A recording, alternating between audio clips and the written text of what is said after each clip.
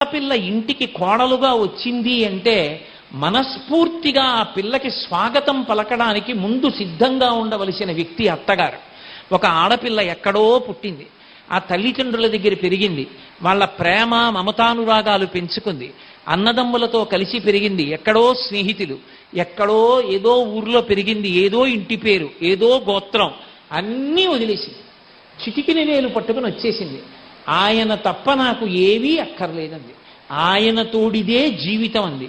ఆయన తేజస్సుని భరించి మృత్యు సదృశమైనటువంటి వేదనని పొంది సంతానాన్ని కంది. దాని వలన తన వంశం నిలబడిందని తాతగారు మురిసిపోతున్నాడు. అంత గొప్ప త్యాగం చేసి ఆడపిల్ల వచ్చి ఇమిడిపోయింది కాబట్టే ఆడదాని వల్ల నెలకి 3 వానల్లో 1 వాన కురుస్తోంది ఇప్పటికీ కూడా. కాబట్టి అటువంటి ఆడదాని గౌరవాన్ని ముందర్థం చేసుకోవలసింది ఎవరు అంటే అత్తగారు. ఆడపిల్ల ఇంటికి వచ్చి